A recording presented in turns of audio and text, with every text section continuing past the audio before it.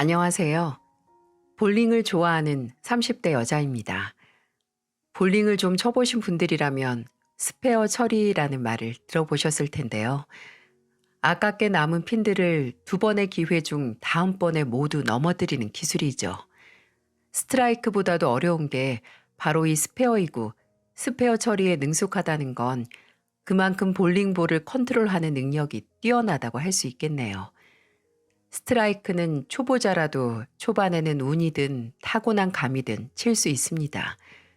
그런데 이 스페어 처리는 오랫동안 공을 굴려봐야 점점 손의 감각이 익어가는 기술이죠. 그런데 인간관계라는 건 좀 다르더라고요. 저는 볼링을 좋아하는 만큼 젊었을 때 시간만 나면 공만 굴려서 스페어 처리도 잘하거든요. 하지만 아무리 시간이 갈수록 삶의 나이테가 생겨도 사람 보는 눈만큼은 사람을 만나는 만큼 늘지 않더라고요. 자연히 떨어져 나가는 관계도 있고 또 정말 이건 아니다 싶어서 이미 깊게 맺은 관계를 내 스스로 끊어내는 걸 보면요. 분명히 제 실력으로 바로 처리할 수 있었는데 그저 정으로 책임감으로 모른 척하던 남은 볼링핀 하나가 있었거든요. 그걸 이번에 도저히 제가 두고 볼 수 없어져서 단번에 스페어 처리를 해버렸네요. 20대 후반에 주말까지 반납해가며 나가던 볼링 모임이 있었어요. 같은 지역에서 마음 맞는 사람끼리 모여서 팀을 나눠서 주말마다 그날 회식비를 걸고 시합을 했죠. 회사 생활에 지친 제게 순수한 스포츠 정신을 느낄 수 있게 해주고 경기에서 진 날에는 조금 더 나아지고 싶은 가능성을, 경기에서 이긴 날에는 엄청난 카타르시스를 제게 주었습니다. 또 그곳에서 사랑도 찾기도 했고요. 저보다 4살 많은 남자였어요. 같은 팀이 되면 그렇게 든든할 수가 없고 다른 팀이 되면 서로를 적당히 자극해서 더 흥미진진한 경쟁을 할 수 있는 그런 사람이었죠. 승부욕이 엄청 세서 그 사람과 상대편이 되면 저까지 온 힘을 다해서 공을 굴렸었네요. 처음에는 같은 모임에 있어서 분위기 메이커 역할을 하고 재밌는 사람이라고 생각을 했어요. 근데 모임을 시작하고 석 달 정도 지났을 때 뭔가 묘한 기류가 흘렀어요. 아, 미연 씨, 라인 밟은 것 같은데? 에? 안 밟았어요. 내가 봤어. 미연 씨 파울. 안 밟았어요. 내가 옆에 있어서 봤는데. 아이, 종규 씨 누구 편이야? 왜 상대팀 편을 들어요? 이건 편 들고 말고가 아니라 안 밟은 게 맞으니까 그렇죠. 우리 깨끗하게 경기합시다. 시간이 갈수록 남자는 제 편의를 봐주는 행동이나 말을 했어요. 볼링장에서 제 신발 사이즈를 기억해뒀다가 먼저 받아 놔준다던가 제가 즐겨 쓰는 공을 미리 기억해서 빼두기도 했고 제 팀이 된 사람과 일부러 팀을 바꿔 저와 같은 팀이 되기도 했네요. 원래 모임에서만 만나고 개인적인 연락도 안 했는데 먼저 잘 들어갔냐, 나중에 회식은 어디서 하자, 무슨 음식을 좋아하냐 등등 먼저 연락을 해서 이것저것 묻는 것도 늘었습니다. 그렇게 점점 마음이 맞기도 해서 따로 만나는 것도 빈번해졌고 서로 마음을 확인하고 연애를 시작했어요. 그때부터는 모임에 나가서 볼링을 치는 것보다 둘이서 볼링을 치는 시간이 늘어났고요. 둘이라서 서로 경쟁을 해야 했지만 그게 나름 티격태격하는 게 참 재밌더라고요. 서로 소원 들어주게 내기를 하기도 했었고요. 거의 1년 정도 만나다가 남자가 볼링장을 하나 빌려서 제게 프로포즈를 했어요. 텅 빈 볼링장에서 어리둥절해 있는데 남자는 본인 인생의 스트라이크가 바로 저라고 하면서 책임지고 결혼해달라고 하더군요. 지금 생각하면 유치하기 짝이 없는 말인데 그때는 왜 그렇게 가슴이 떨렸는지. 그렇게 저도 프로포즈를 받아들였고 결혼까지 하게 됐습니다. 저는 결혼 전에 남편에게 제가 살아온 환경이나 부모님 얘기를 많이 했었거든요. 아버지께서 30년을 넘게 용접공으로 일하셨는데 아직도 은퇴 생각을 안 하시고 요새 주식에 취미 붙였다는 것과 콩나물 국밥집을 하는 어머니께서는 사실 예전에는 요리를 못 하셨다는 그런 거요. 그래서 남편은 결혼 전 양가에 인사드리러 갈 때 제게 들은 정보가 많아서 부모님과 이런저런 이야기를 수월하게 할 수 있었죠. 근데 남편은 제게 시댁에 대해 별 다른 말을 안 했습니다. 부모님은 고향인 충청도에서 계속 농사 지으면서 살고 계시고 동생은 거의 연락도 안 해. 걔도 서울에 올라와서 취직해서 살고 있긴 한데 그놈은 나랑은 어려서부터 사이가 영 대면대면해서. 어머, 왜? 뭐, 그냥 성격이 안 맞는 거지, 성격이. 이렇게 뭐든 그런 거지, 뭐, 하면서 넘어가서 시댁에 대한 정보가 부족했어요.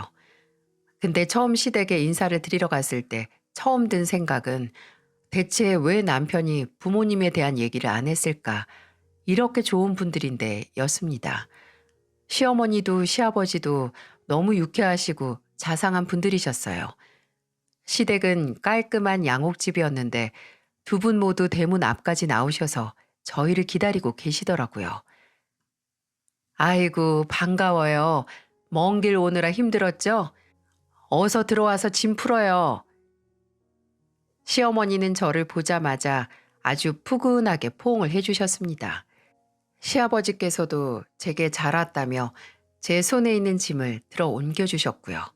시어머니는 제가 고기를 좋아한다는 걸 들으시고 마당에 있는 평상에 아예 상을 차리고 시아버지는 그 옆에서 숯불을 피워서 고기를 굽기 시작하셨죠. 아침 일찍 출발해서 배가 텅 비었겠네. 그래, 일단 젓가락부터 들어요. 우리가 말 안 시킬게. 그래, 일단 먹어요, 먹어. 거기 있는 거 다 오늘 이 사람하고 나하고 아침에 밭에 나가 뽑은 것들이야. 상추도 치커리도 파도 고추도 우리가 직접 딴 거니까 더 맛있을걸? 어서 들어요, 어서. 시댁에 인사를 드리러 온 것보다는 마치 시골 할머니 댁에 놀러 온 기분이었어요. 시부모님은 제가 너무 말랐다고 평소 일하느라 바빠서 안 챙겨 먹는 거 아니냐고 하시면서 삼겹살과 목살, 항정살을 종류별로 다 구워서 아주 산을 만들어 주셨어요. 또 그냥 피부가 흰 것뿐인데 어디 아픈 것 아니냐고 걱정도 해주시고 저를 약간 손녀처럼 그렇게 소중히 대해주시는 느낌이었죠. 그래서 그런지 잔뜩 긴장한 마음이 풀려서 저도 해실해실 웃으면서 이것저것 잘 받아먹고 처음 시부모님 만나는 날 흥에 넘쳐서 알딸딸하게 취하기까지 했네요.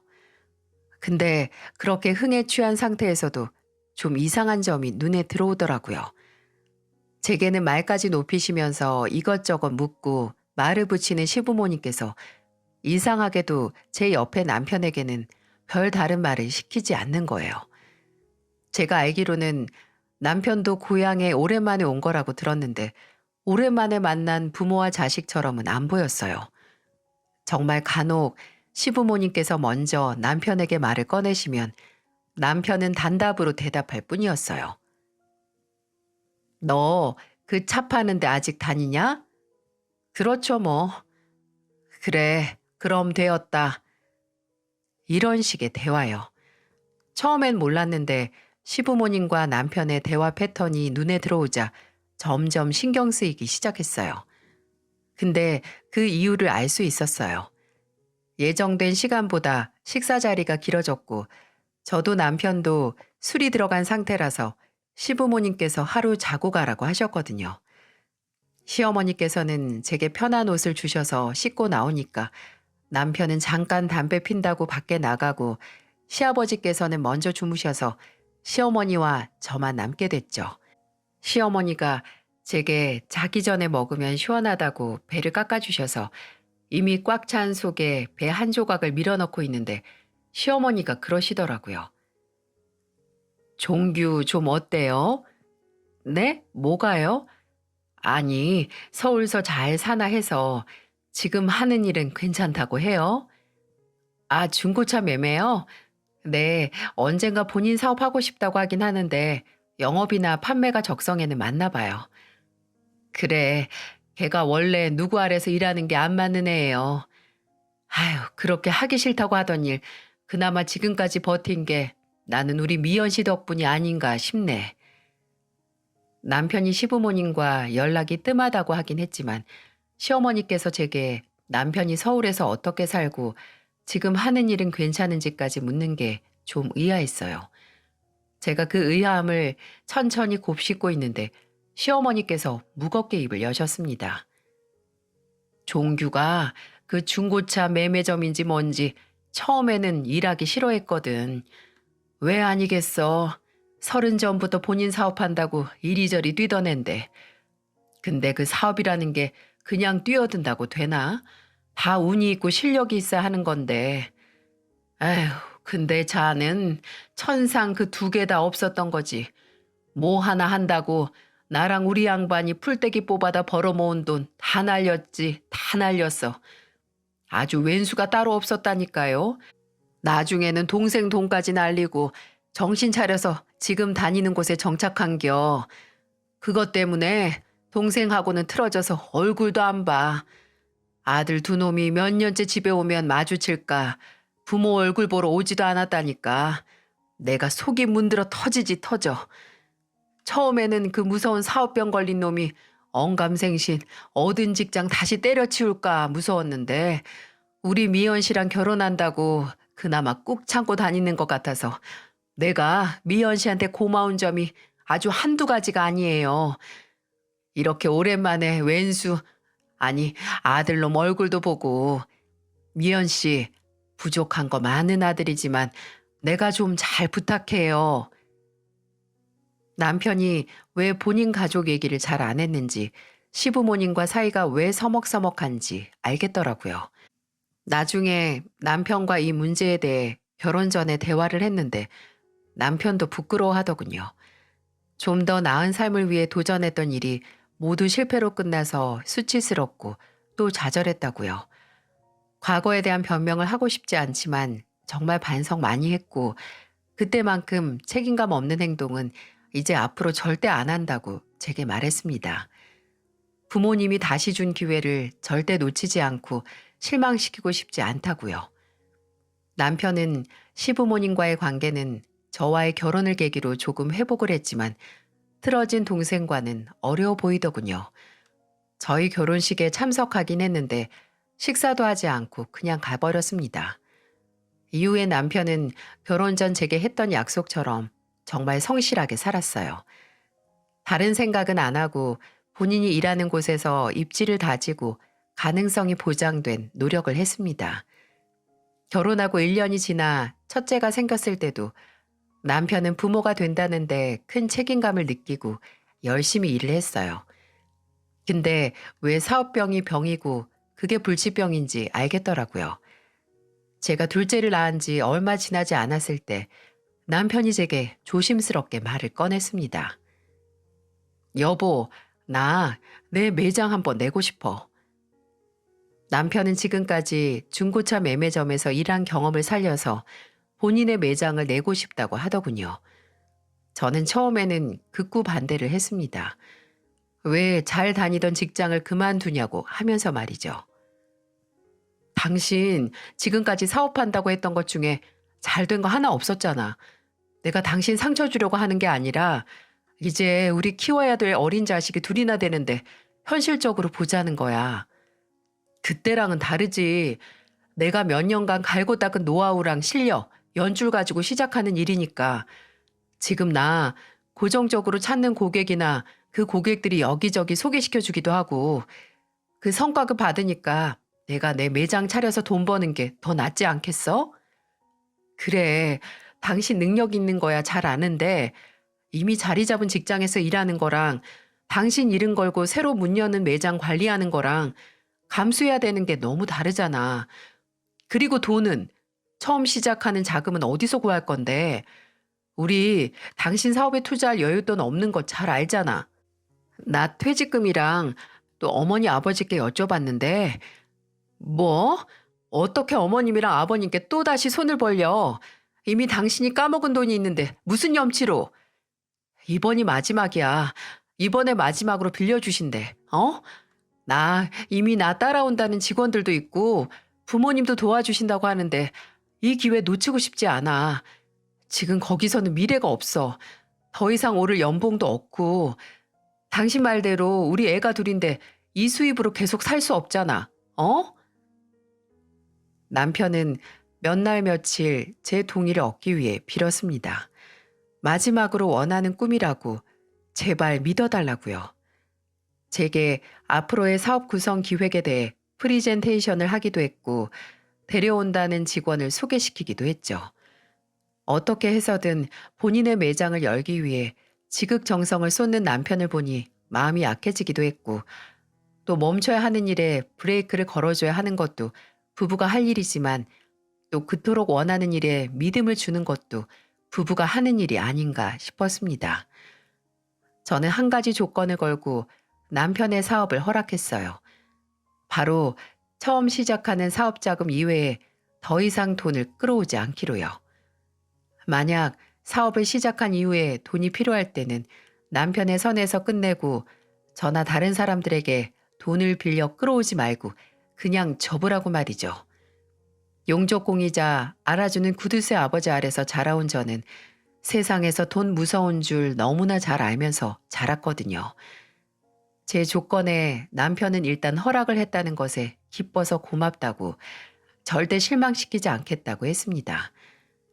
그래서 남편은 여기저기에서 끌어온 돈과 본인의 퇴직금 또 시부모님께서 마지막으로 빌려주신 돈으로 본인의 매장을 열었어요.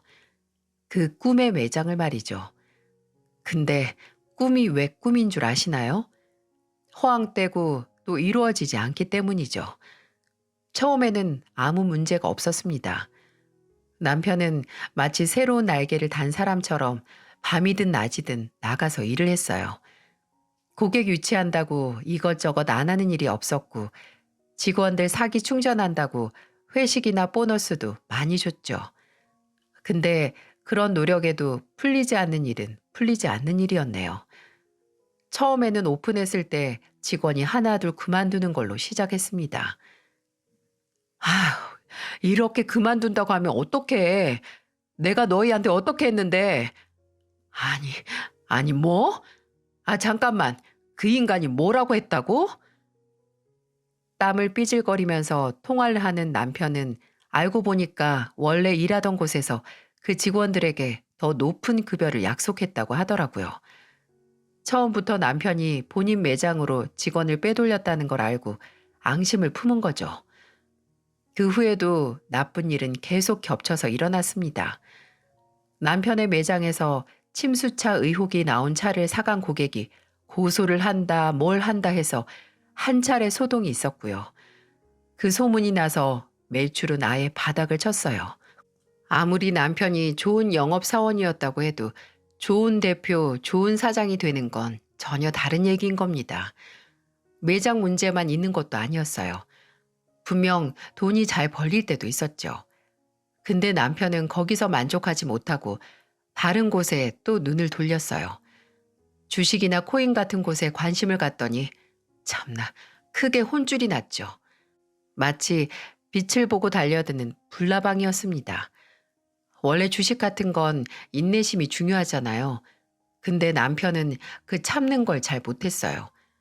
하루 종일 주가 소식만 보다가 조금이라도 떨어지면 발을 동동 구르면서 조금이라도 덜 손해본다고 처분을 하는 걸 반복하다가 흑자 볼 걸 적자 보는 타입이었죠. 그냥 만족하고 매장 일만 했으면 됐을 텐데 그 욕심 하나 때문에 남편의 사업은 매장 문을 연 지 1년도 채 안 돼서 점점 그 끝이 보이는 것 같았습니다. 하지만 그걸 당사자인 남편만 모르는 것 같았어요. 몸이라도 부서져라 일을 하면 상황이 나아질 거라 믿은 건지 남편이 밖에서 보내는 시간은 늘어만 갔네요. 저도 그런 남편이 안쓰럽고 또 짠해서 집에서는 괜한 말도 하지 않고 그저 묵묵히 옆을 지켜줬습니다.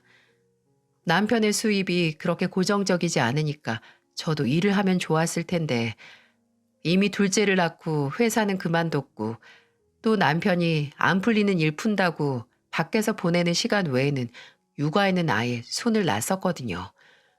그러니 제가 애들을 두고 다른 일을 시작할 수도 없었어요.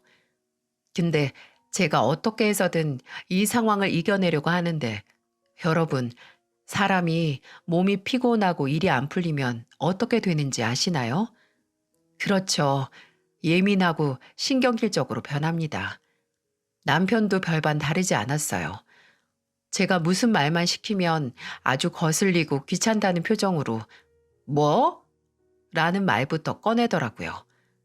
나중에는 집에서 조금이라도 애들이 시끄럽게 놀면 눈치를 주기 일쑤였고요.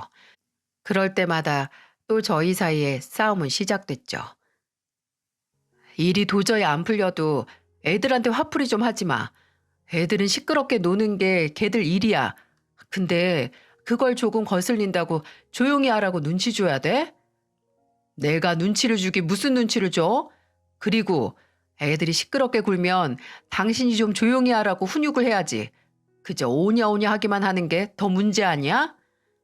좀 조용히 놀라는 말을 꼭 화를 내야 하냐는 거야. 당신 피곤하고 힘든 거 잘 아는데 지금 해진 저녁도 아니고 낮이야, 낮. 당신 일 안 풀리는 거 내 탓도 아니고 애들 탓은 더더욱 아니야. 화풀이할 번지수 잘못 찾았다고. 제가 이렇게 말하면 남편은 신경질적인 소리를 내면서 그냥 집을 나가버렸어요. 남편이 호기롭게 시작한 사업이 기울면서 저희의 생활 패턴은 늘 이랬습니다. 그리고 몇 달 지나지 않아 남편은 드디어 한계에 이른 것 같았어요. 평소 집에 있어도 모른 척하고 잠자느라고 바빴을 사람이 아침부터 제게 이런저런 말을 시키는 거예요. 아니나 다를까 목적은 따로 있었습니다. 여보, 내가 지금 너무 힘들어. 들어오는 돈보다 나가는 돈이 더 많아. 그래서 그런데 혹시 나 좀 도와줄 수 있어? 내가? 어떻게? 당신 앞으로 대출을 받든지 아니면 장인어른한테라도. 여보, 처음에 나랑 한 약속 잊었어? 이 사업할 때 돈 필요해도 나나 다른 사람한테 돈 안 끌어온다고 했잖아. 차라리 접는 걸로 하자고. 그러게 왜 주식 같은데 손까지 대서. 내가 이럴 줄 알았나? 당신은 왜 그렇게 쉽게 말해? 당신 일 아니라고 이러는 거야? 이게 어떻게 내 일이 아니야? 당신 사업은 내 일이야. 당신이 버는 돈으로 우리 가족이 먹고 살고, 당신이 일하느라 나가 있을 때, 아니 집에 있을 때도 내가 우리 애들 키우고 있는데 어떻게 당신 일이 내 일이 아니야? 그래, 그래 맞아. 당신 일이기도 해. 그럼 당신이 좀 도와줄 수도 있잖아. 난 이미 내 앞으로 된 신용대출이 많아서 받을 수 있어도 못해. 우리 약속했잖아. 막말로 내 앞으로 대출을 받아도 그 이자랑 원금은 어떻게 갚아? 빌린 돈으로 당장 사업이 잘 된다는 보장도 없는데 나중에 상황이 더 안 좋아지면 그냥 빚만 더 느는 거잖아. 그럼 장인어른이나 장모님은? 장인어른 은퇴도 얼마 안 남으셨는데 퇴직금이나 아니면 장모님 가게 앞으로다. 어떻게 우리 부모님 노후자금까지 건드리려고 해? 시어머니랑 시아버지 노후자금 날린 걸로 끝내. 더 이상 일 크게 만들지 말고. 여기서 더 나아지지 않을 것 같으면 그냥 매장 정리하자. 그 돈으로 일단 빚 일부 갚고 다른 매장에 취직해서 다시 시작하자고. 너 진짜 너무한다. 그리고 네 친정도. 진짜 내가 이렇게 힘들어하는데 도와주는 사람 하나 없어. 아니 그렇게 아까워? 아니면 정말 그 정도의 돈이 한 푼 없는 거야? 당신 집에서는 사위 도와줄 그 한 푼도 줄 수가 없대? 어? 남편은 도무지 제 말을 듣지 않았어요. 당장 눈앞에 있는 저나 애들보다는 본인 매장을 더 포기 못하는 사람 같았죠. 그 후 남편은 자주 저를 매정하다고 탓했습니다. 하지만 저는 지금 제가 브레이크를 걸어야 할 때라고 생각을 했어요. 이대로 그냥 무조건적으로 남편을 믿으면 저희 가족 모두 다시 빠져나올 수 없는 곳으로 가라앉을 것 같았거든요.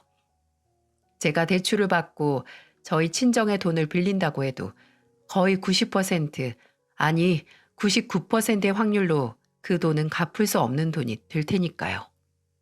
매일 남편이 돈벌레 마냥 돈돈거리며 집안에서 가족들에게 눈치를 줄 때 저희 친정아버지 생신이 다가오고 있었어요. 저는 조금이라도 벌어진 간격을 좁힐 생각에 남편에게 오랜만에 아버지 생신 겸 해서 친정에 가서 다 같이 식사를 하면 어떨까 하고 물었어요.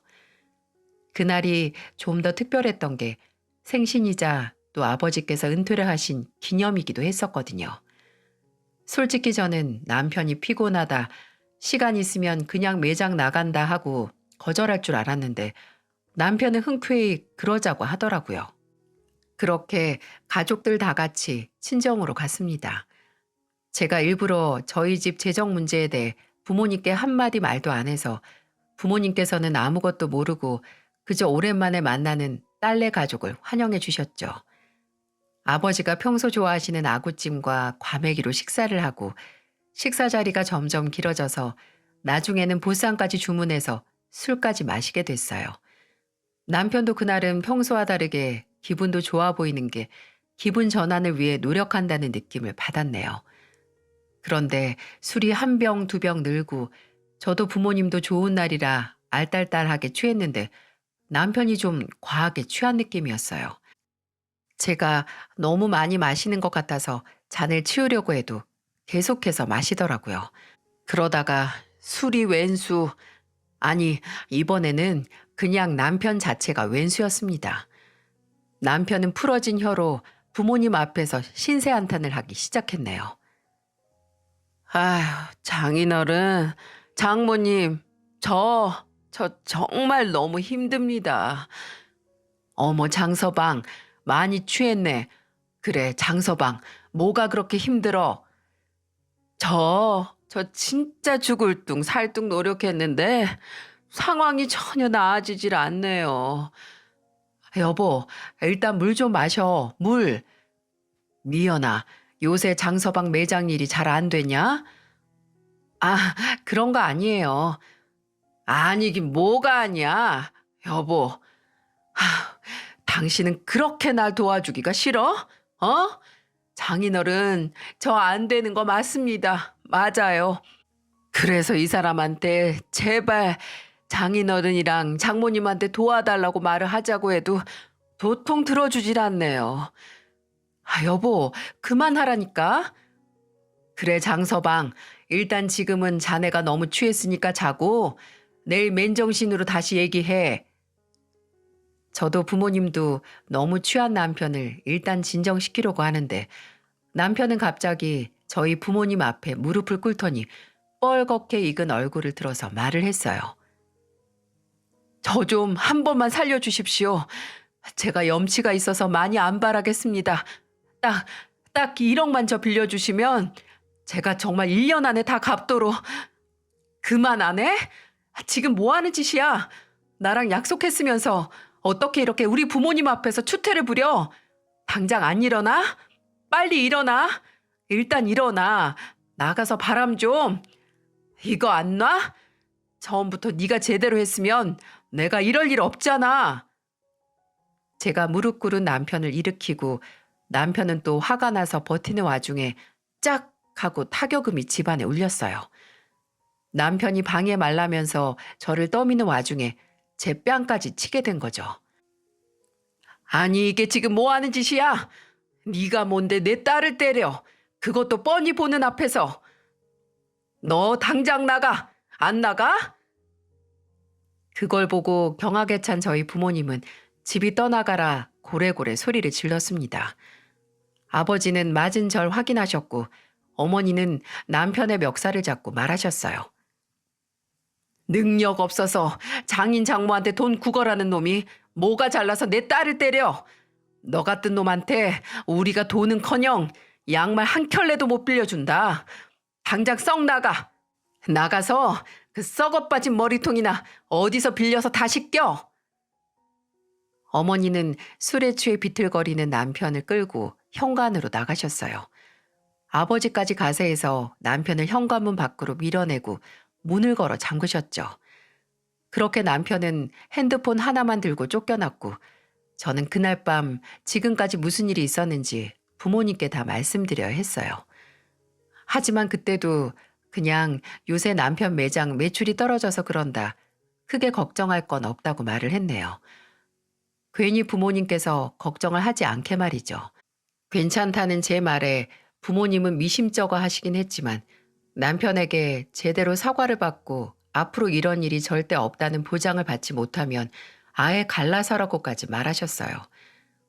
그 후 남편과 저는 약간 다시 올 수 없는 강을 건넌 사람들처럼 아슬아슬한 관계를 유지했습니다. 남편은 그때 행동에 대해 저나 부모님께 사과를 하긴 했어요. 근데 그 사과가 약간 진심이 아니라 형식적인 사과였다는 게 문제였죠. 내가 술에 취해서 잘못하긴 했는데 너도 너희 부모님도 어떻게 날 그렇게 쫓아내냐? 내가 그날 지갑 하나 없이 진짜? 아휴, 아니다. 내가 무슨 할 말이 있겠어? 그냥 내가 다 잘못했다. 그래도 앞으로 그럴 일 없다. 술이 문제다. 술을 자제하겠다는 말을 하긴 했네요. 하지만 그 사과를 저도 다 받아들인 건 아니었습니다. 솔직히 정말 그냥 그대로 끝내고 싶었어요. 그 후로 하루에 수백 번은 더 생각했어요. 더 이상 못 참는다, 참을 일이 아니다 하고요. 근데 둘째가 아직 제대로 말도 못하는데 내가 내 감정에 치우쳐서 결정을 내려도 되나 싶었습니다. 정말 자식 때문에 어쩔 수 없이 산다는 게 뭔지 그때 실감했어요. 그런데 그 결정을 내릴 수 있는데 결정적인 계기가 된 사건이 터졌습니다. 제가 바로 스페어 처리를 하게 된 사건이기도 하고요. 아버지 생신 몇 달 후에 아버지께서는 은퇴하신 후에 새롭게 주유소를 인수하셨어요. 평소 알뜰살뜰하게 모은 돈과 퇴직금 또 틈틈이 주식으로 이익 본 걸 정리해서 큰 결심을 하신 거죠. 아직 한 살이라도 젊으실 때 뭐든 하고 싶다고 시작한 일이었어요. 저도 어머니도 아버지의 새로운 시작을 응원했습니다. 근데 남편에게는 따로 말하지 않았어요. 말을 했다가는 분명히 주유소 인수할 돈은 있는데 사위가 망해가는데 도와줄 돈은 없냐? 라고 말했을 테니까요. 근데 그런 제 생각이 이런 후폭풍을 불러올 줄은 생각도 못했습니다. 갑작스러운 아버지 호출에 친정으로 달려갔을 때 알게 됐죠. 그날 아버지는 아주 단호한 목소리로 저를 친정으로 부르셨어요. 저는 혹시 남편 매장 상황에 대해 아셨나 하는 마음에 긴장해서 애들을 데리고 친정으로 달려갔죠. 친정에는 아직도 분이 안 풀린 사람처럼 시근덕거리는 아버지와 착잡한 얼굴로 냉수를 들이키는 어머니가 계셨어요. 어머니는 입을 여시다 말고 갑자기 제 애들을 안방으로 데려가 TV를 틀어준 후에 문을 닫고 나오셨어요. 뭐야? 아버지 왜 그러세요? 어머니 애들은 왜? 무슨 일 있었어요? 그래, 있었지 무슨 일. 이연아, 너 당장 짐 싸서 집으로 들어와. 그리고 그놈이랑 헤어져. 이게 다 무슨 소리죠? 분명 남편이 제게 무수히 많은 일을 잘못했고 그게 현재 진행이긴 하지만 부모님께서 하시는 말이 이해가 안 갔어요. 부모님은 아직 모든 상황을 모르시니까요. 근데 상황을 모르는 건 저였습니다. 아버지께서는 화를 가라앉히는 사람처럼 숨을 훅 뱉고 그날 오전에 있었던 일을 제게 설명하기 시작하셨고 그 얘기를 다 들었을 때 분통해서 숨을 훅 뱉는 건 저였습니다. 아버지의 주유소와 남편의 매장은 그리 멀지 않았어요. 차로 한 20분 거리? 근데 어차피 평생 남편에게 숨길 생각도 아니었고 나중에 남편이 알게 되면 그때 말하기로 생각을 해서 별로 신경을 쓰지 않았네요. 근데 그날이 그날이었던 거죠. 아버지가 주유소를 인수하시고 얼마 되지 않았기 때문에 매일 나가서 일을 하셨다고 해요. 주인이 좋은 인상을 남기면 주유소 평판이 좋아지니까요. 주유소가 꽤 커서 옆에 세차장도 마련이 되어 있었는데 아버지가 잠깐 기름 넣어주러 간 사이 세차장에 들어갔던 차가 나왔는지 뒤에서 빵빵 하는 소리가 들리는 겁니다. 다른 직원들이 다 바빠 보여서 내가 얼른 창에 물기 닦아주려고 손걸레를 들고 가니까 글쎄 장서방이 거기 있더라. 언제 멈춰도 안 이상할 것 같은 고물차 안에 그놈도 나보고 놀랐는지 처음에는 눈이 땡그레졌다가 내 손에 들린 걸레랑 내가 입은 주유소 조끼를 번갈아 가면서 보더니 아주 인상까지 바꾸기는 거 아니겠냐? 근데 아버지께서는 일단 밖에서 사위를 봤으니 먼저 아는 척하면서 다가가셨다고 해요. 그날 일은 사과를 받기도 받았으니 괜히 감정 상하기 싫어서 말이죠. 그런데 먼저 다가간 저희 아버지에게 그 인간이 꺼낸 얘기가 뭔지 아시나요? 참, 이 정도로 한 푼이 아쉬운지 알았다면 괜히 돈 얘기 안 꺼내는데 나이 70 먹고 고생하시네요. 한 푼이 아쉬워? 장서방, 그게 무슨 소린가? 아, 됐으니까 말 그만 시키고 돈 받으셨으면 일하세요. 여기 물기 제대로 닦고, 그 조끼 입으셨을 때는 괜히 아는 척 안 해주셨으면 좋겠네요. 저도 이 근방에서 얼굴 내걸고 장사하는데 평판 있고 수준이라는 게 있죠. 아니, 왜 가만히 있으세요? 빨리 닦아요. 저 바빠요. 무슨 상상을 혼자 처먹고 오해를 했는지 도저히 알아먹지도 못하는 무례한 말만 골라서 했다는 남편. 아버지는 빤히 보이는 조롱에 순간 머리 끝까지 화가 나 손에 있던 손걸레를 창밖으로 나와 있는 남편 얼굴에 던지고 그대로 남편 차 사이드 미러를 발로 차서 부러뜨렸다고 합니다. 저희 아버지가 오래 용접공으로 일하시면서 붙은 근육도 상당했고 또 키도 크시고 일단 타고난 장골이 어마어마했거든요. 사이드 미러 정도는 가뿐했죠. 이게 뭐 하는 짓이에요? 뭐 하는 짓이긴 건방진 놈한테 교육하는 거다. 야, 이 개념도 없는 놈아. 뭐? 이 조끼를 입고 있을 때는 아는 척도 하지 마? 평판이 있고 수준이 있어?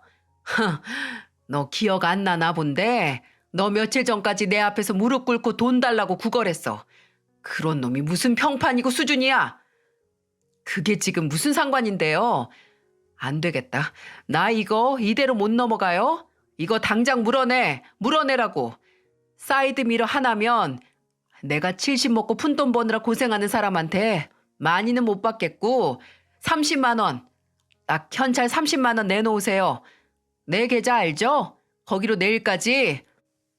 내일? 됐다 이놈아. 너 같은 놈이랑 하루, 아니 1시간이라도 엮이고 싶지 않아. 야, 현수야. 가서 사무실 금고에서 30만 원 가져와. 빨리. 배상을 하라 고래고래 소리 지르는 남편을 당장 주유소에서 내보내기 위해 아버지는 직원을 불러 돈을 가져오라고 했고 이때부터 남편 얼굴이 어리둥절하게 바뀌었다고 해요. 아버지를 비웃으면서도 뭔가 싶어 상황을 파악하려고 하는, 그리고 남편의 표정은 돈을 가져온 직원이 아버지를 부르면서 완전히 무너졌죠. 사장님, 여기. 사장님? 그래 이놈아. 내가 여기 사장이고 여기 그렇게 네가 원하던 30만 원이나 받아라. 아버지는 남편 앞에 돈다발을 그냥 던졌고 남편은 발치에 떨어진 돈을 줍지도 못하고 멍청하게 서 있었다고 해요. 그러다가 정신이 번쩍 든 건지 갑자기 아버지에게 다가와 안절부절해서 말까지 더듬으며 말을 했다고 합니다. 장인어른, 대체 언제 여길 인수하신 거예요? 네? 아니, 이럴 돈이 있었으면 진작 뭐 이 자식아. 네 구멍난 장부 메꿔주지 뭐 했냐고? 나는 구멍난 독에 물 붓는 취미 없다. 심지어 너같이 인성까지 너덜너덜한 놈, 내가 뭘 보고 10,000원 한 장을 빌려주겠냐? 아유, 장인어른, 제가 알았으면 절대. 알면 뭐가 달라져? 내가 이 집 사장이든 차를 닦는 직원이든 네 놈 장인어른인 거는 변함이 없는데 그런 나한테 그저 돈 하나에 눈이 멀어서 태세 전환하고 네가 나 무시한 게 없는 일이 되냐? 돈 받았으면 그냥 남의 영업장에서 꺼져 이놈아. 얘들아, 얘 빨리 차 빼서 나가게 끌어내라. 한 푼이 아쉬운 거 너니까 바닥에 있는 놈 말끔하게 주워가. 남편은 세상 처량한 얼굴로 바닥에서 돈을 주운 후에 직원들에게 떠밀려 아버지의 주유소에서 쫓겨났다고 합니다. 아버지는 말을 마치시면서 갑갑한 표정으로 제게 아무리 지금까지 너한테나 애들한테 좋은 남편, 좋은 아빠라고 해도 상관없다고. 그렇게 사람 직업이나 돈을 보고 무시하는 인성 개차반인 놈이 내 딸이랑 내 손주를 키우는 꼴 더는 못 보시겠다고 이혼을 하라고 하셨어요. 저는 부들부들 떨다가 차갑게 식은 머리를 제대로 가누고 말했습니다. 어차피 저나 아이들한테도 좋은 남편이고 좋은 아빠 아닌 지 꽤 오래됐다고요. 그리고 그대로 애들은 친정에 맡긴 후 집으로 갔습니다.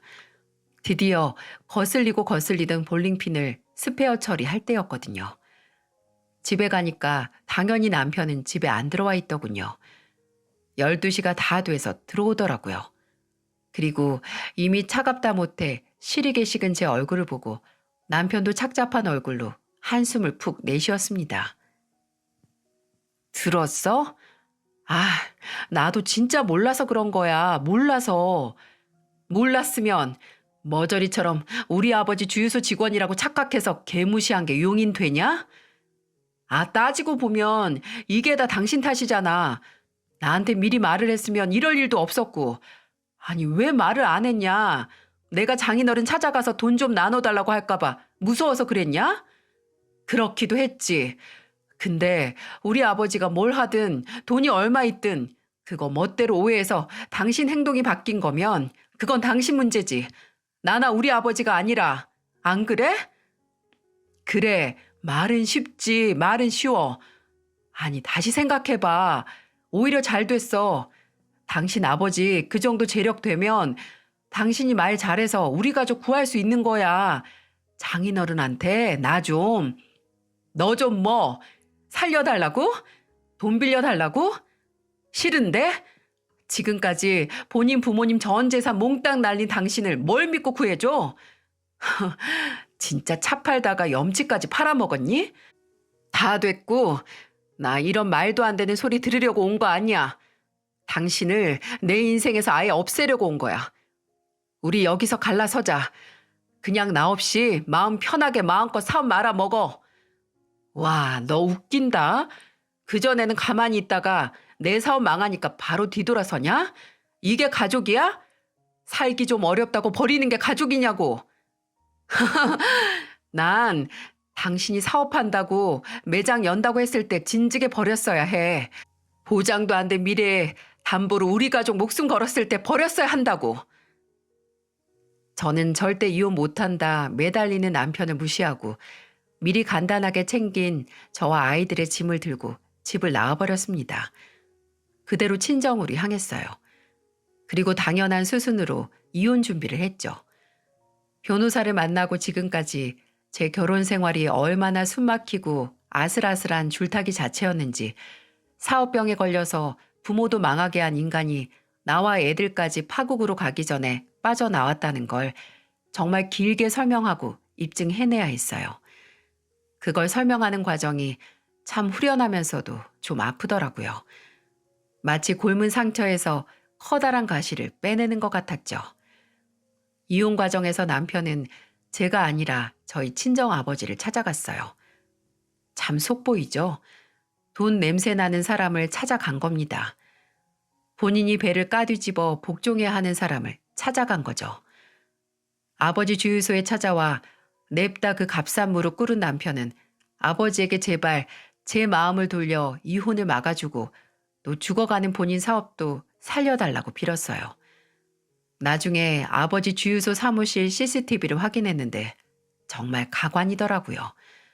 화면 속에서 아버지는 한참을 혼자 떠드는 남편을 바라보다 갑자기 일어나서 남편의 머리로 먹던 물을 끼얹었어요. 화면을 본 제가 놀라서 아버지에게 대체 무슨 말을 했길래 그러셨냐 하니까 아버지께서는 심드렁한 얼굴로 말하셨어요. 지희한테 돈 빌려주는 게 장인어른 딸이 사는 길이라고 하더라. 외동딸 이혼녀 만들고 싶냐? 지가 돈이 있고 성공을 해야 딸이랑 손주들 다 행복한 거라고 현명하게 잘 생각하라고 해서 냅다 내가 들이부었지.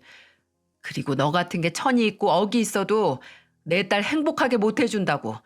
그냥 내 딸 인생에서 아예 빠져주는 게 최선이다라고 폭포 아래서 도 닦는 기분으로 이 물이나 맞고 정신 차리라고 했다. 나 참, 지금 말하면서도 어이가 없네. 어쩌다가 저런 놈이 나타났냐? 그러게나 말입니다. 저는 아버지의 말을 듣고 생각했어요. 정말 어쩌다 아버지에게 물세례를 맞은 전 남편은 다행히 이혼 소송 내내 잠잠했습니다. 제게 유리하게 판정된 재산 분할 결과에 대해 항소한다고 난리를 부릴 때 빼고 말이죠. 하지만 그게 먹힐 일이 있나요? 저는 이혼을 했고 그 후에는 계속 친정에서 부모님과 아이들과 살고 있어요. 아이들은 아버지가 없다는 공허함보다는 더 이상 집에서 눈치를 보지 않고 편하게 생활할 수 있다는 게 더 크게 느껴졌나 봅니다. 첫째가 더 이상 아빠 화난 거 안 봐도 되냐고 제게 물었을 때 마음이 참 아팠어요. 좀 더 빨리 그 상황을 끝내고 저와 제 아이들을 구하지 못했을까 하는 생각에 괴로웠습니다. 최선의 선택에 집착을 하다 때를 놓치고 상처가 깊어진 거죠.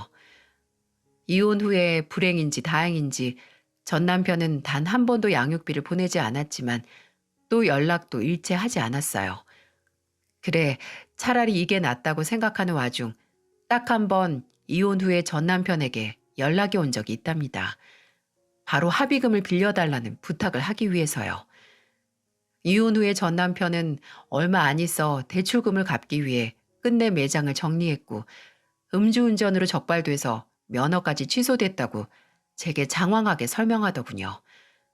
그 상태로 또 운전대를 잡았다가 결국 사고까지 내서 다른 사람을 다치게 만들었다고 울면서 얘기를 하는데 가해자 주제에 참 눈물도 많죠? 근데 그 당시 돈이 없어서 보험료를 몇 달 이상 밀려서 합의금도 보험사에 청구를 못해서 그 돈 못 마련하면 감옥 간다고 그 돈을 빌려달라고 제게 연락을 했던 거였어요. 분명 이혼할 때 그 인간의 모습이 그 인간의 밑바닥이라고 생각했는데 놀랍게도 아니었더라고요. 저는 너는 왜 이렇게 살면서 빌리는 게 많아? 심지어 갚지도 않으면서 누구한테 빌릴 생각하지 말고 가지고 있는 몸뚱이 하나라도 써서 책임져. 이렇게 말하고 전화를 끊어버렸어요. 그 후 몇 주 안 돼서 전 남편이 합의금을 못 내 실형을 살게 됐다는 소식을 들었네요. 아마 전 남편이 태어나서 처음으로 본인이 벌인 일을 본인 스스로 책임진 게 아닌가 싶네요. 이따금 그런 인간을 선택한 제게 큰 실망을 하곤 했습니다. 하지만 시간을 되돌릴 수 없으면 앞으로 다시는 같은 일을 반복하지 않게 방지하는 게 더 건설적인 반성의 방법이겠죠. 사람을 가려내는 일은 공을 굴리는 일처럼 시간과 노력을 쏟는 것에 비례해서 느는 게 아니라 좀 더 확실한 방법을 쓰기로 했어요. 그냥 안 만나려고요. 좀 황당하고 극단적인 결론이긴 하지만 당분간 남자는 제 인생에 들여놓지 않으려고 합니다.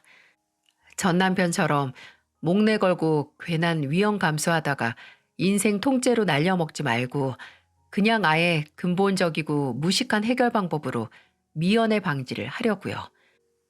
둘째가 어린이집에 갈 때쯤 다시 일을 시작할 예정이고 저와 제 곁에 가족에게 브레이크든 무조건적인 믿음이든 쏟으면서 살아야죠. 공을 잘 굴리는 만큼 핀을 잘 쓸어들이는 만큼 제 인생도 잘 굴리고 제 앞을 가로막는 장애물도 잘 쓸어드려야겠죠. 부디 제 이야기를 끝까지 들어주신 여러분께서도 여러분 앞길을 가로막는 장애물을 모두 쓸어드리면서 열심히 사시기를 바랍니다. 모두들 행복하시고 또 건강하세요.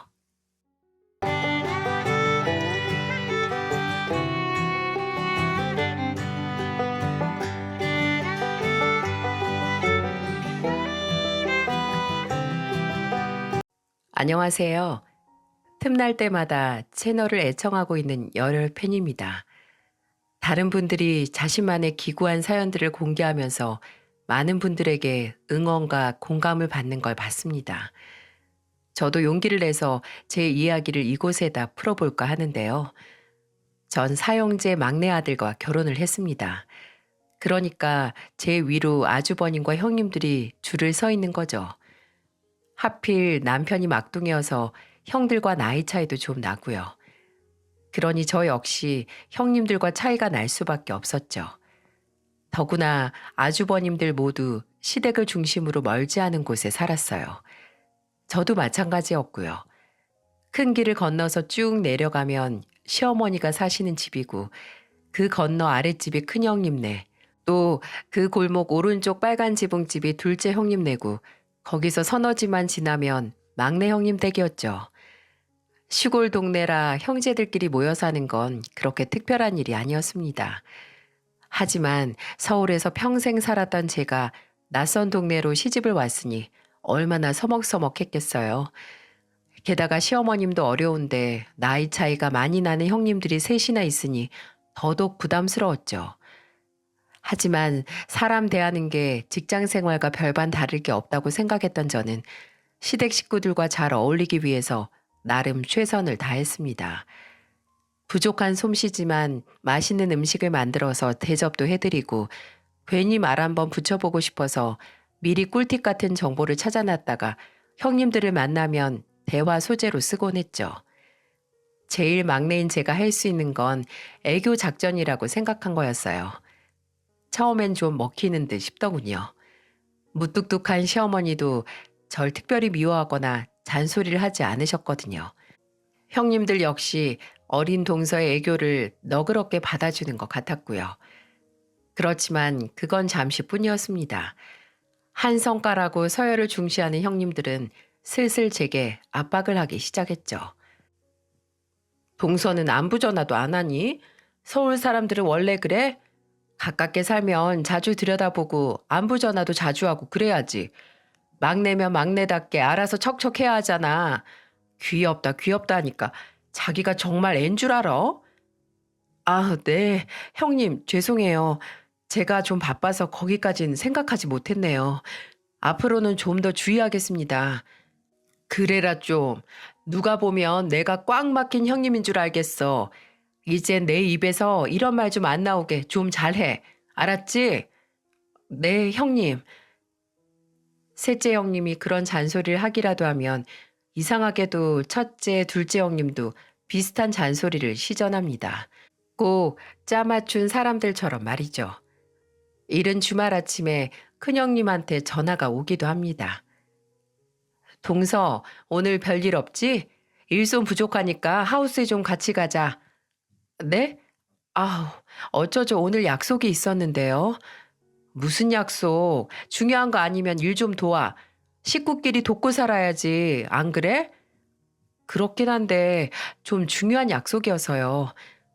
아유, 알았어, 알았어. 됐어. 그럼 끊어.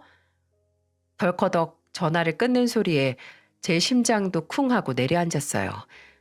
제 마음이 얼마나 불편하겠습니까? 그렇게 안절부절하고 있으면 둘째 형님한테 또 전화가 와서는 일장연설이 시작됩니다. 이와 같이 비슷한 일들이 수시로 벌어지니까 제가 숨이 턱턱 막힐 수밖에요. 그런 막강한 형님들에게 둘러싸여 있으니 귀를 펼 날이 없습니다. 시어머니의 시집살이는 없는데 형님들의 시집살이가 이렇게 드세니 하루하루가 지옥 같더라고요. 물론 남편한테 하소연도 해봤습니다. 하지만 막둥이로 자라 형님들에게 눌려 살았던 남편도 별 뾰족한 수가 없더라고요. 사람이 순하고 착해서 좋았는데 지금은 말 한마디 똑부러지게 못하는 바보처럼 보이더군요. 당신이 좀 참아야지 어쩌겠어. 지금은 형수들이 불편하겠지만 시간이 지나면 나아질 거야. 우린 가족이잖아.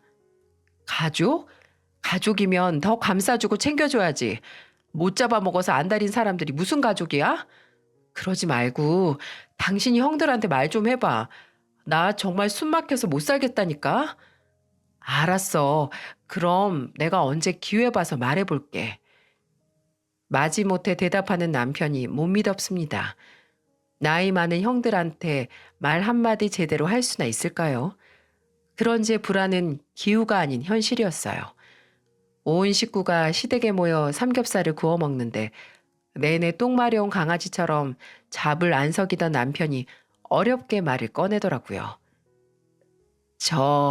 형님들, 제가 드릴 말씀이 좀 있는데요. 선태 너 아까부터 입술을 달싹이더니 우리한테 할 말이 있었구나. 뭔데 어서 해봐. 네, 다름이 아니라 제 안사람이 형수들 때문에 좀 힘들어해서요. 조금만 배려해 주시면 어떨까 싶어서. 뭐? 재수 씨가 힘들어한다고? 뭐 때문에? 애들 엄마 때문에? 왜? 못 살게 괴롭힌대? 아니요. 그 정도는 아니고. 눈치 없는 남편 때문에 삼겹살이 제 목구멍에 턱 하고 막힙니다. 아니, 시부모님들과 가족들이 다 모인 자리에서 누가 그런 말을 꺼내라고 했습니까? 아니, 말을 하더라도 제가 없는 자리에서 해야 할 거 아니겠어요? 그래야 뱁새 눈을 뜬 형님들이 절 노려보는 일이 없었겠죠. 남편이 아주버님들에게 하는 말을 들은 형님들이 절 타박하기 시작했죠. 뭐야, 동서? 동서 우리 때문에 힘들어? 그래서 작은 서방님한테 시킨 거야, 지금? 네? 아니, 그게 아니고요. 참나, 기가 막혀서. 나이 어린 동서가 들어와서 이것저것 배려해 준 건 생각도 안 하고 불편하고 힘든 것만 불평하면 어떻게 한 동네에서 같이 살아? 가족이라는 게 겨우 이것밖에 안 되는 거야? 아니에요, 형님. 그건 오해고요. 오해는 무슨 오해? 딱 들어보니까 그런데 뭘. 하여튼 동서 본심을 이제야 알았네. 남편 때문에 전 더 곤란해지고 말았습니다. 아주버님들도 남자가 여자한테 휘둘려서 그딴 소리만 한다며 남편에게 면박만 주었고요. 애초부터 제가 그런 말을 해보라고 시키지 말았어야 했네요. 순에 빠진 막둥이 남편은 형님들 틈바구니 속에서 눈치만 보고 자랐다고 합니다. 세 형님들 중 자신을 살갑게 챙겨준 형들은 아무도 없었다고 해요. 나이 차이가 많이 나는 이유도 있었지만 형들은 어릴 적 소아마비로 한쪽 다리를 저는 막내 동생을 맞듣지 않아 했다죠. 아무튼 대화로 답답한 상황을 풀어보려고 했던 제 생각은 완전 망쳐버리고 말았습니다. 오히려 형님들의 미움만 사게 됐죠. 안절부절하지 못하는 저를 시어머니가 부르셨어요. 예, 막내야. 너 차 가져왔지? 그러고 서 있지 말고 읍내 방앗간 좀 다녀와라. 고추 빻아놓은 거 가져와야 하는데 네가 다녀오면 좋겠다. 네? 네. 어머니, 제가 얼른 다녀올게요. 시어머니의 심부름으로 전 그 어색한 자리를 겨우 벗어날 수 있었어요. 아마 시어머니는 일부러 제게 심부름을 시키신 것 같아요.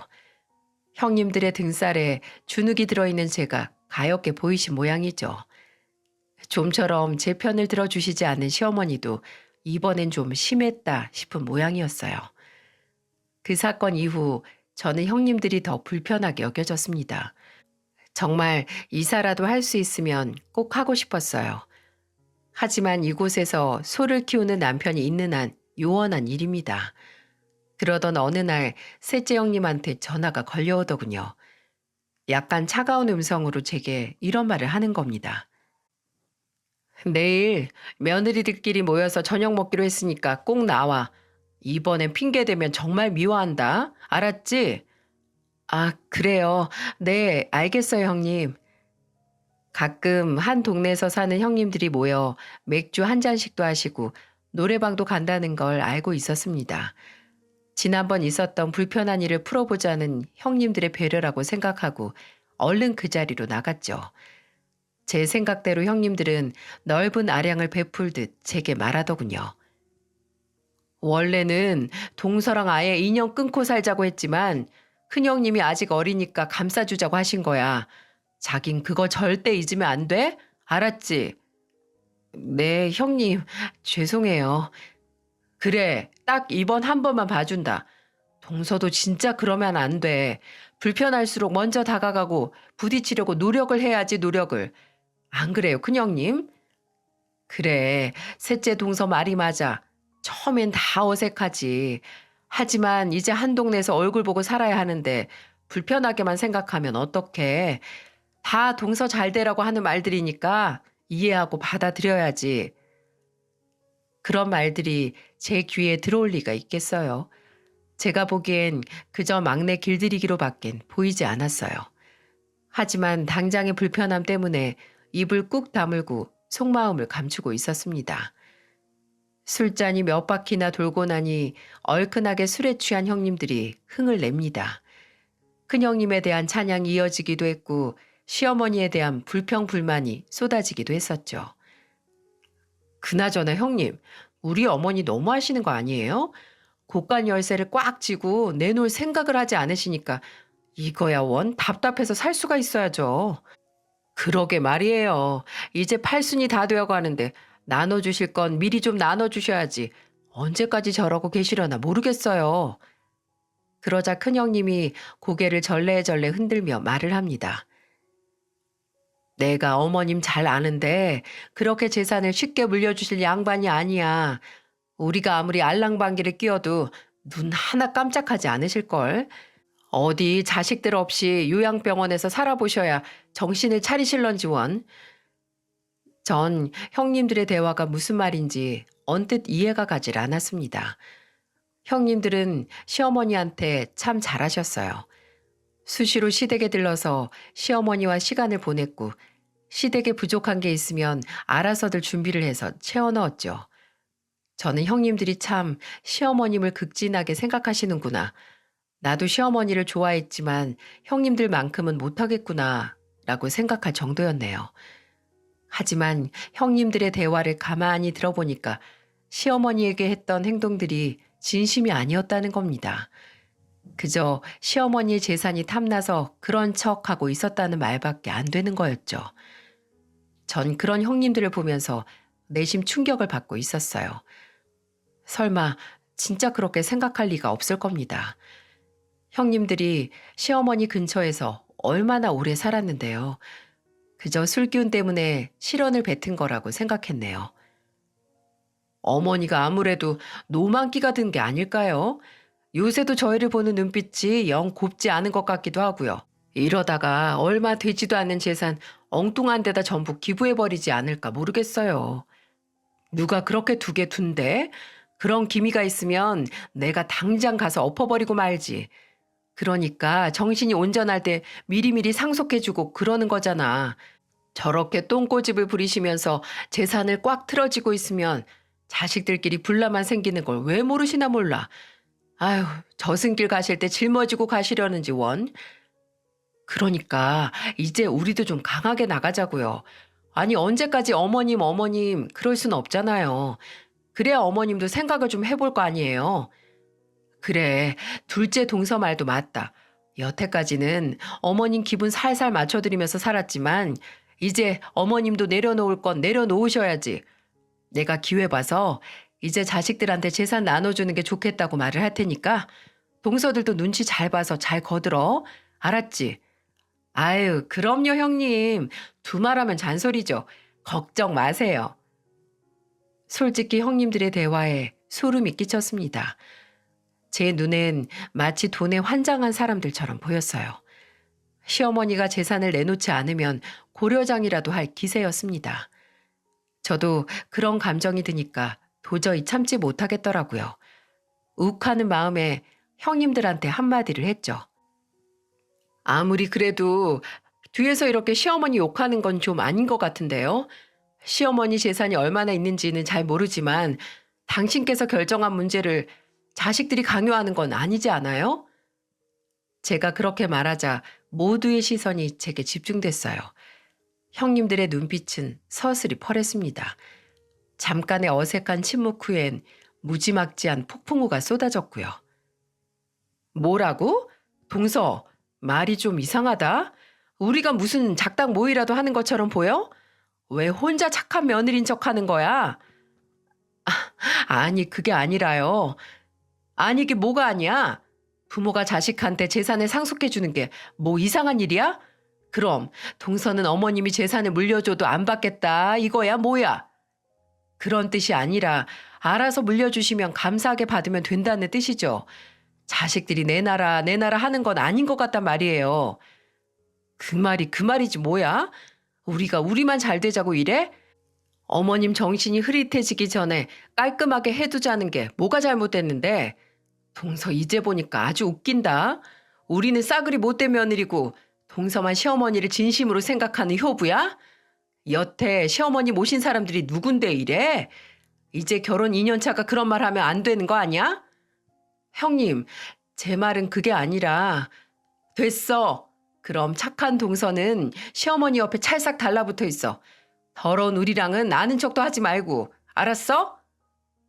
버럭 화를 내는 형님들은 기분 나쁘다는 듯 절 한 번씩 노려보더니 자리를 떠나버리더군요. 말 한마디 했다고 완전 왕따가 돼버린 거죠. 겨우 형님들과 풀었다고 생각했는데 더더욱 악화가 돼버린 셈이었어요. 속상한 마음에 집으로 돌아와서 실컷 울었습니다.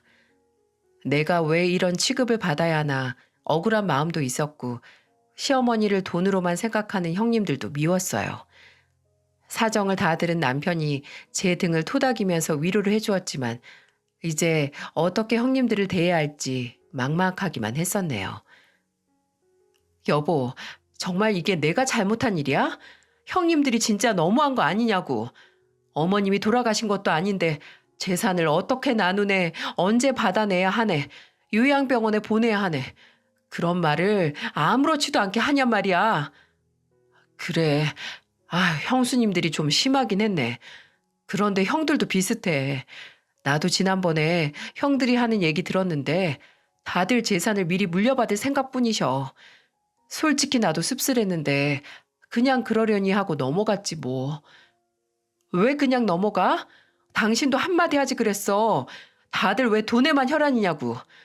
진짜 어머니 생각은 하지 않냐고. 왜 그렇게 말하지 않았어? 내가 말해봤자 뭐해.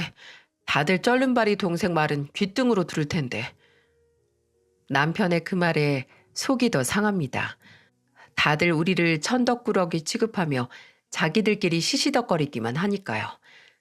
제가 보기엔 그들의 관심은 오직 시어머니 재산에만 꽂혀 있는 것 같았어요.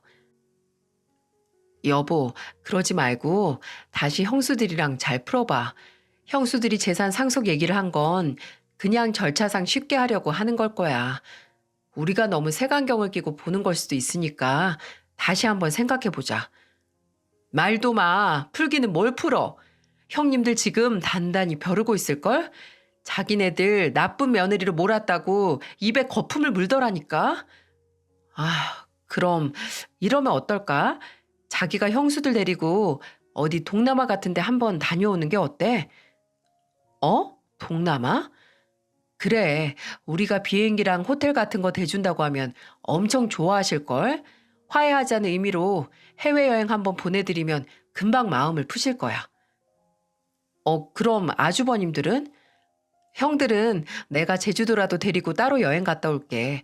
여자들은 여자들끼리 풀고 남자들은 남자들끼리 풀면 훨씬 더 수월할 거야. 어차피 지난달에 소판 돈도 있고 이참에 당신 면도 한번 세우고 좋잖아. 남편의 말은 삐져있는 형님들 마음을 해외여행으로 풀어주자는 계획이었어요. 듣고 보니 나쁜 생각은 아닌 것 같았죠. 동남아 여행은 제가 처녀 때 자주 다녔기 때문에 빠삭했거든요. 저희가 여행 비용을 전부 부담하는 게 신경 쓰이긴 했지만 잘 알아보면 경제적으로 다녀올 수 있는 방법도 분명 있으니까요. 생색도 내고 화해도 하는 좋은 방법 같았죠. 솔직히 이렇게까지 하면서 형님들의 마음을 풀어줘야 하나 싶기도 했지만 평생 얼굴 보며 살아야 하니 어쩔 수 없다는 생각이 들더군요. 또 어쩌면 제가 형님들을 너무 편견을 갖고 보고 있다는 생각도 들었고요. 남편과 상의 끝에 전 형님들에게 해외여행 계획을 말씀드렸어요. 그런데 이게 웬일인가요? 당장 절 잡아먹을 것 같던 형님들이 해외여행 이야기를 듣더니 크게 반색하는 게 아니겠어요? 그럼 어쩌겠어. 동서가 그렇게까지 하는데 우리가 못 이기는 척 넘어가줘야지. 그런데 어디를 간다고? 다낭? 거기 베트남 맞지? 거기가 그렇게 좋다던데. 우리 막내 동서 덕분에 좋은 구경 한 번 하게 생겼네. 형님들은 제게 언제 화를 내서냐는 듯 안면을 싹 바꾸더라고요. 해외여행의 힘이 이 정도일 줄은 몰랐습니다. 제 속은 달갑지 않았지만 그렇게 신이 난 형님들을 데리고 동남아 여행을 가게 됐죠. 며느리들이 여행을 가 있는 동안 남편은 형들과 함께 제주도 낚시를 다녀오기로 결정을 했습니다. 거기에 들어가는 비용도 모두 우리가 부담하기로 하고요. 형들도 막내 동생 덕분에 모처럼 바람 한번 쐬게 생겼다며 좋아하시더군요. 이래저래 일정을 맞추고 해야 할 일들을 미리미리 해둔 덕분에 모두가 4박 5일이라는 시간을 낼 수가 있었답니다. 형님들은 다낭행 비행기를 타고 가는 내내 부푼 마음을 감추지 못했어요. 난생 처음 가는 해외여행이라며 비행기 안에서도 얼마나 사진들을 찍던지요. 승무원이 이제 사진은 그만 찍으라며 양해를 구할 정도로 말입니다. 다낭에 도착한 우리는 택시를 타고 호텔로 향했어요. 제가 예약한 호텔은 유명한 해변가가 바로 앞에 보이는 호텔이었어요. 엄청 많은 사람들과 오토바이가 거리를 메우고 화려한 불빛이 가득한 도시의 전경은 그야말로 장관이었죠. 조용한 시골 마을에서 살던 형님들이 눈을 크게 뜨고 입을 다물지 못할 만도 했죠.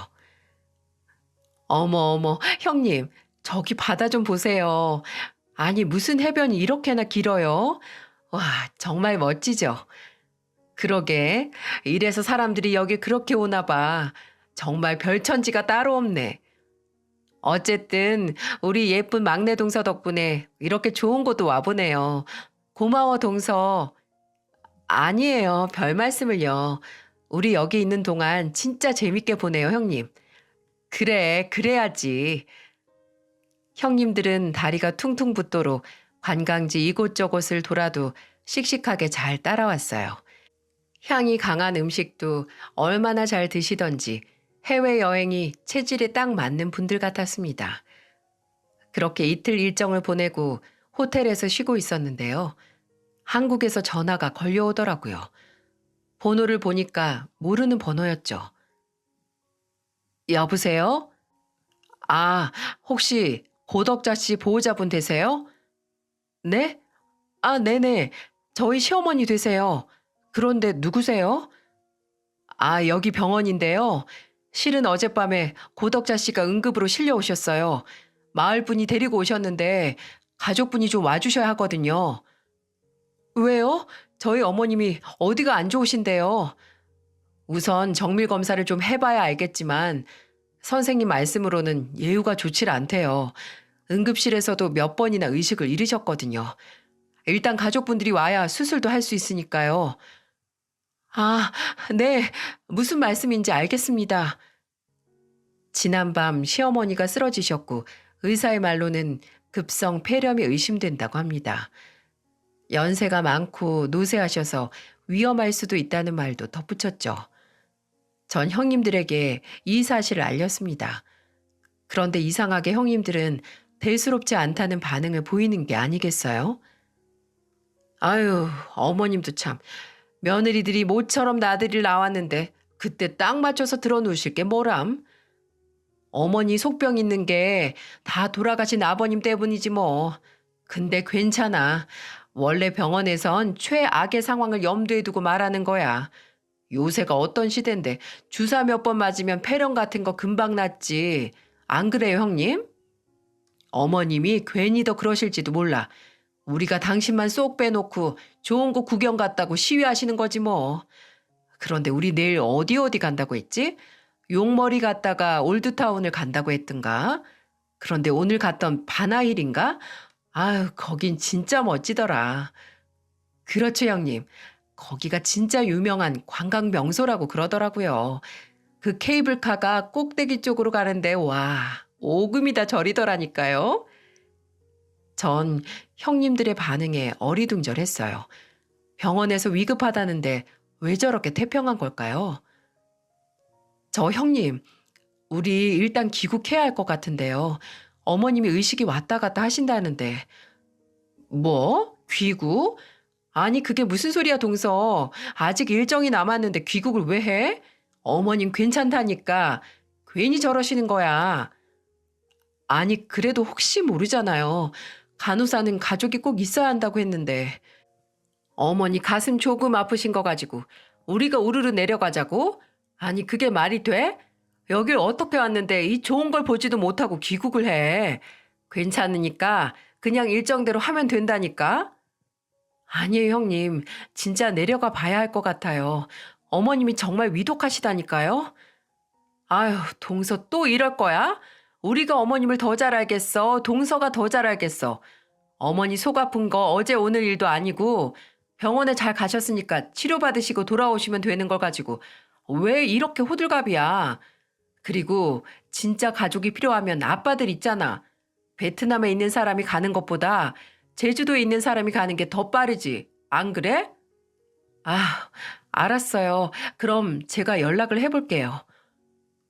전 불안한 마음으로 제주도에 있는 남편에게 전화를 걸었습니다. 남편은 제 말을 듣고 크게 놀라더라고요. 하지만 제주도 날씨가 너무 좋지 않아서 비행기가 뜰 수 있을지 모르겠답니다.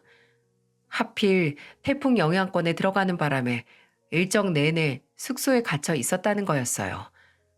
잠시 후 비행기 사정을 알아본 남편이 다급한 목소리로 제게 말하더군요. 아, 이거 어떡하지?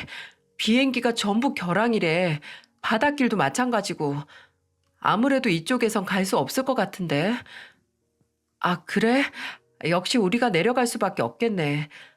그런데 형님들이 일정을 끝까지 보내고 가겠다면서 내려갈 생각들이 없어. 아유, 형들도 마찬가지야. 엄마 아픈 거 하루 이틀이냐면서 별거 아닐 거라고 술판만 버리고 있어, 지금. 알았어. 일단 내가 어떻게든 형님들을 설득해 볼게. 그래? 어쩜 이럴 수가 있을까요? 형님들도 아주버님들도 이렇게 태평할 수가 없었어요. 노는 건 언제든지 다시 할 수 있지만 연로한 부모님을 볼 수 있는 날은 그리 길지 않잖아요. 전 형님들을 다시 한번 설득했죠. 제주도가 지금 태풍 때문에 항공편이 다 결항이 됐대요. 어머니한테 갈 수 있는 방법이 아예 없나 봐요. 아무래도 우리가 귀국을 해야 할 것 같은데요. 됐어, 됐어. 갈 사람 없으면 혼자 잘 치료받으시면 되겠네.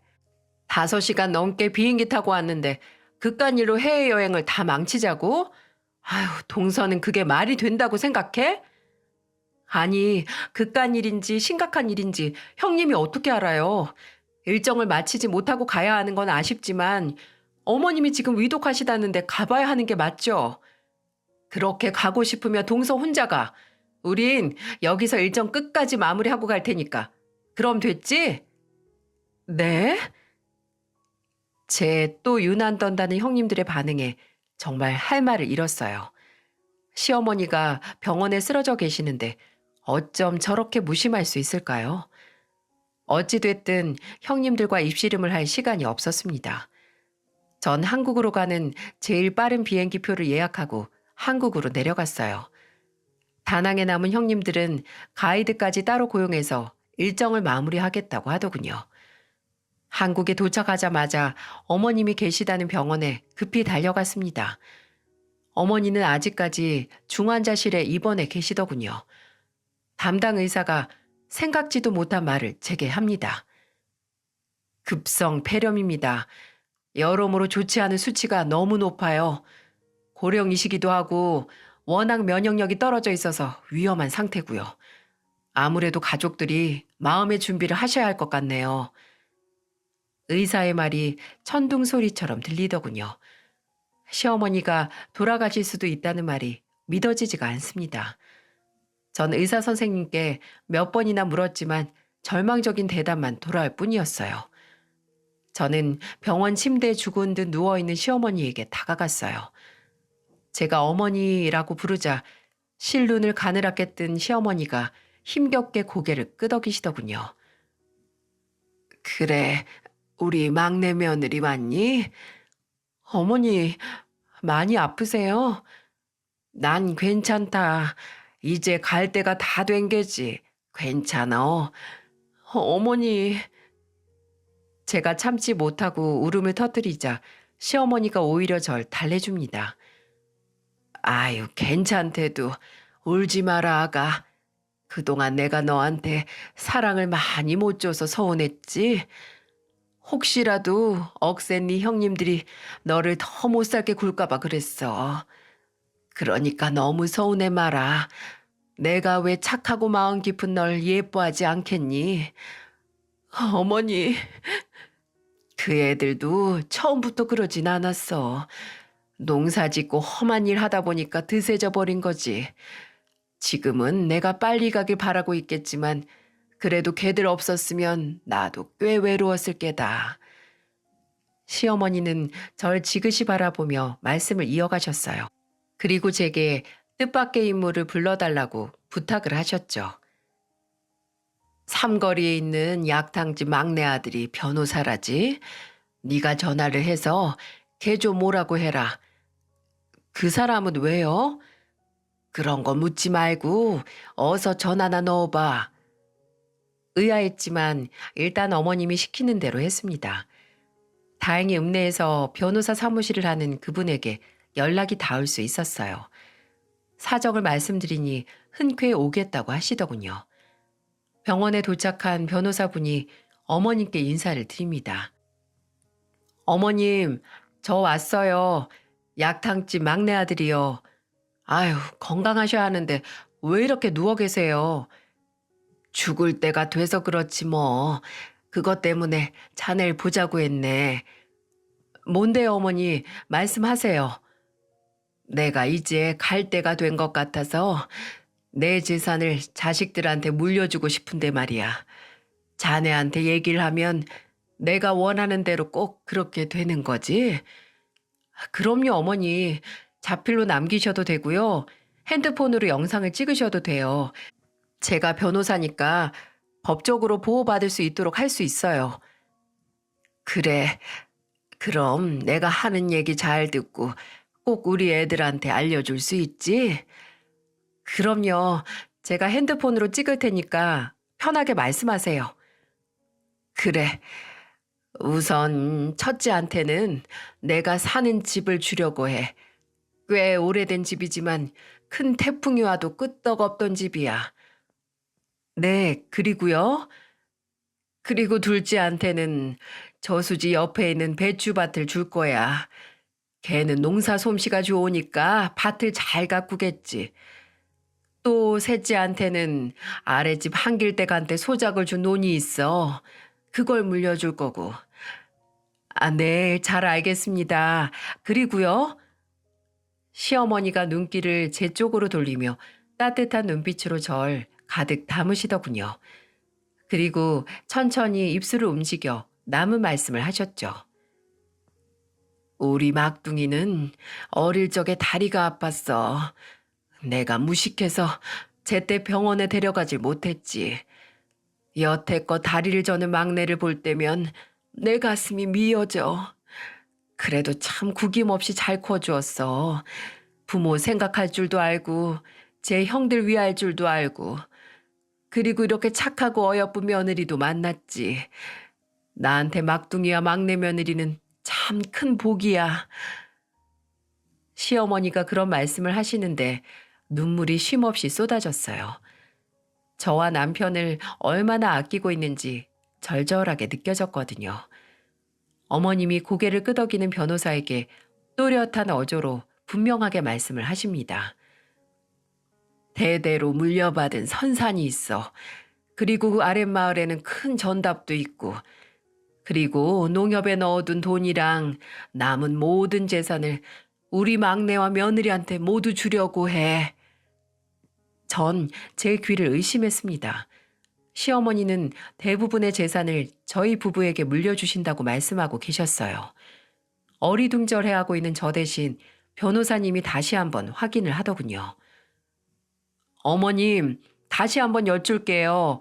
그러니까 선산이랑 아랫마을에 있는 전답, 그리고 예금과 현금 등 모든 재산을 막내에게 상속하신다는 거죠?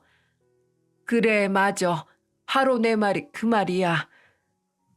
전 그런 시어머니에게 아무 말도 하지 못했어요. 절 이렇게 마음속 깊이 아끼시고 사랑하셨다는 걸 왜 이제서야 알았을까요? 그렇지만 제 귀엔 상속이나 재산 이야기는 잘 들어오지도 않았어요. 제게 깊은 사랑을 준 시어머니와 더 오래 지내고 싶습니다. 하지만 야속한 시간은 제 희망을 허락해주지 않더군요. 그렇게 유언을 남기신 시어머니는 마치 당신이 해야 할 일을 전부 마쳤다는 듯 가느다란 숨을 길게 내쉬더군요. 그리고 힘겹게 손짓을 하며 절 불렀습니다. 아가, 내 며느리가 돼주어서 늘 고마웠단다. 이제 네 형님들 눈치 보지 말고 선태랑 자유롭게 살려무나. 내 말 무슨 뜻인지 알지? 네, 알겠어요, 어머님. 어머님 말씀대로 꼭 할게요. 그래, 고맙다. 이제 난 그만 자야겠다. 어째 좀 고단하구나. 어머님은 그렇게 마지막 말을 남기시고는 조용히 눈을 감으셨어요. 아직 온기가 남은 어머님의 손을 붙잡고 엉엉 울음을 터뜨렸습니다. 이렇게 울고 있으면 어머님이 절 토닥이며 달래줄 것만 같았는데 아무리 눈물을 흘려도 어머님은 도무지 눈을 뜨지 않으셨어요. 전 우리 가족 중 어머님의 임종을 본 유일한 사람이었죠. 떠난 사람은 말이 없지만 남은 사람은 가슴이 미어집니다. 왜 좀 더 잘해드리지 못했을까? 더 많은 시간을 보내지 못했을까? 맛있는 거 더 해드릴 걸, 좋은 구경 더 시켜드릴 걸. 막상 시어머니를 그렇게 떠나보내고 나니 후회와 미련이 가득 남았습니다.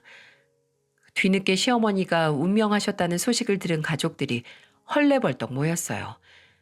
제주도에 발이 묶였던 남편과 아주버님들은 이튿날 도착을 했고 끝까지 여행 일정을 마무리하겠다고 고집을 피웠던 형님들은 이틀 후에 도착했죠.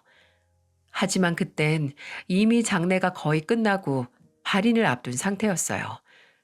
아주버님들이 뒤늦게 도착한 형님들을 타박합니다. 야, 이 사람들아. 시어머니가 돌아가셨는데 이제 오면 어떡해. 우리 가슴이 시커멓게 타들어가는데 니들은 시커멓게 피부를 태워와서는 에이, 아주 집안 꼴 잘 돌아간다. 아유, 왜 우리한테 야단이에요? 우리가 동네 목욕탕에 갔어요? 급하게 돌아오려고 해도 비행기 사정이라는 게 있는 건데. 얼씨구, 그럼 막내 재수 씨는 어떻게 왔는데? 시어머니가 위독하다는 소식을 들으면 열일 제쳐두고 올 생각을 해야지. 집안 며느리란 사람들이 아주 잘하는 짓이다. 그러는 당신은 제주도에서 뭐 했는데? 아유, 우린 태풍 때문에 못 온 거잖아. 내가 얼마나 애를 태웠는지 알기나 알아? 그러던 형님들이 어머님의 영정사진 앞에 털썩 엎드려 곡을 하더군요. 아이고, 어머니.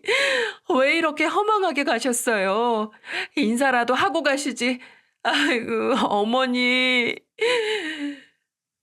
전 울고불고 난리를 치는 형님들을 멍하니 바라보았습니다. 저들의 눈물이 진짜 눈물인지 아니면 억지로 짜내는 눈물인지는 알 도리가 없었죠. 다만 진솔하지 못했던 그들이라도 시어머니 마지막 가시는 길을 배웅할 수 있어서 다행이란 생각이 먼저 들었네요.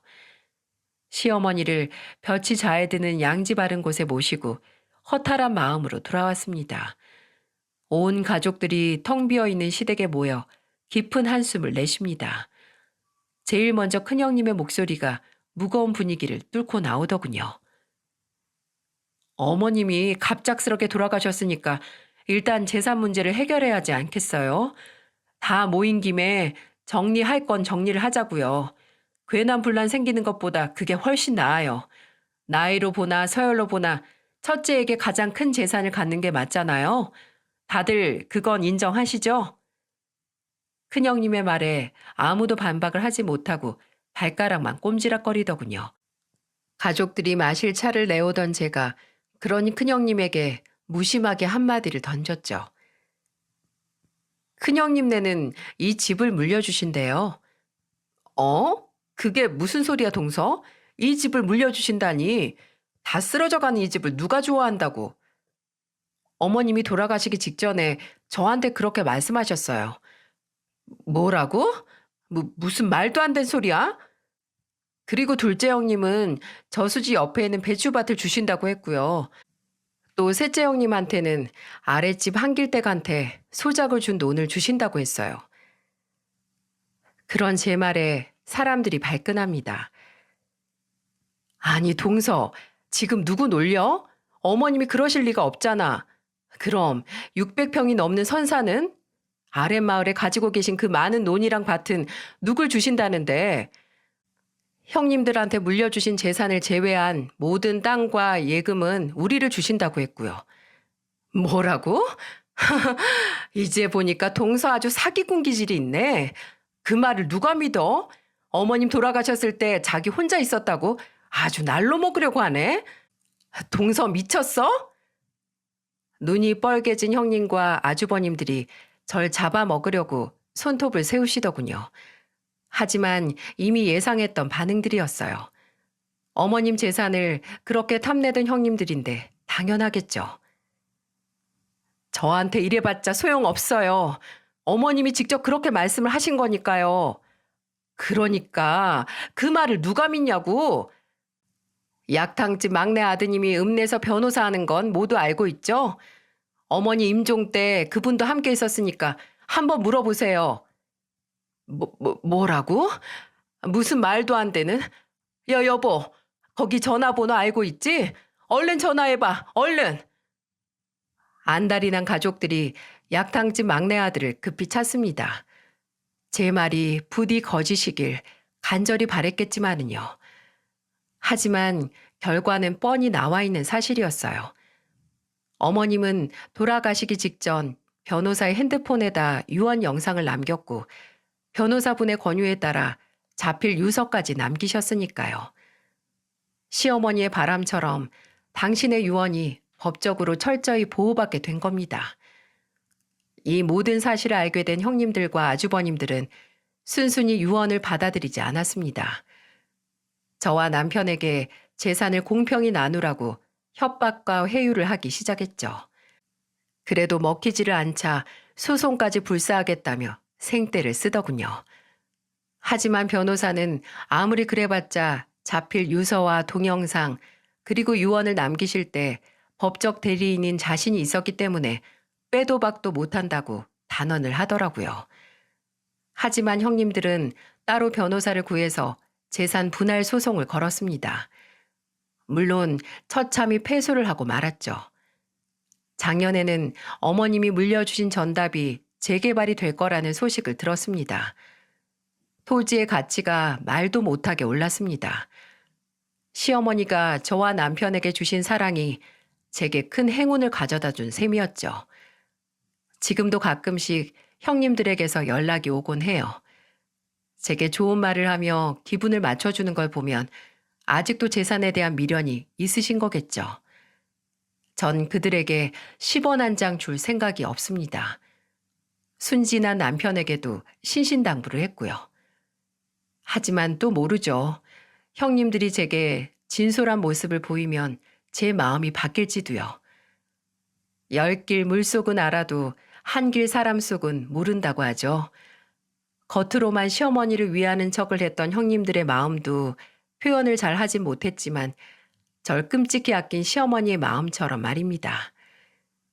요즘처럼 하늘이 높은 날에는 우리 시어머니 생각이 많이 납니다. 명절이 다가오니 시어머니를 뵈러 또 가봐야겠어요. 제 이야기는 여기까지입니다. 끝까지 함께 해주셔서 정말 감사합니다.